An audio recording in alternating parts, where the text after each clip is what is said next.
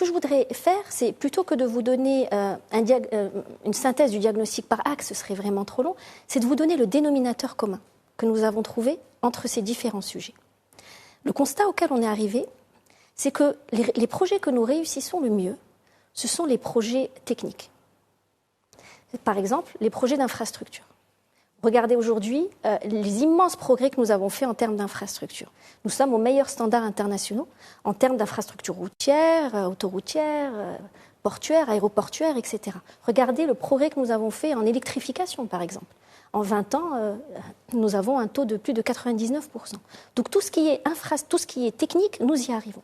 Par contre, là où nous avons beaucoup plus de mal, ce sont les projets qui intègrent d'autres composantes qui sont plus immatérielles. L'éducation nationale, par exemple.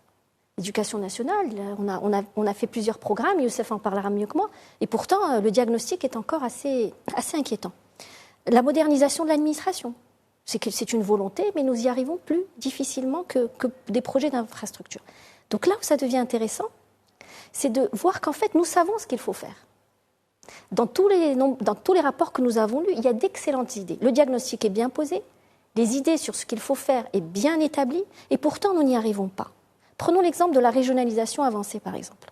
La régionalisation avancée, Sa Majesté a donné cette orientation de manière très claire, il a donné ses hautes instructions. Tout ce qui est technique, nous l'avons fait. Nous avons mis en place une loi organique, nous avons défini une gouvernance, nous avons mis en place des agences d'exécution, et pourtant, aujourd'hui, on est loin de l'ambition de départ en termes de régionalisation avancée. Donc c'est là que nous avons compris que dans notre rapport, nous devons creuser un petit peu plus loin. Parce que si vous restez au niveau diagnostic, vous allez dire « oui, les budgets n'ont pas été transférés aux régions ». Vous allez dire « les compétences n'ont pas été transférées aux régions » et des choses comme ça. Mais ça, ce sont des choses dépassables. Donc qu'est-ce qui, en fait, a généré ça? Donc nous avons creusé plus loin. Nous sommes allés regarder la partie immergée de l'iceberg. Et c'est là qu'on a compris, en fait, qu'il y a des peurs, qu'il y a des conflits d'intérêts, qu'il y a des blocages.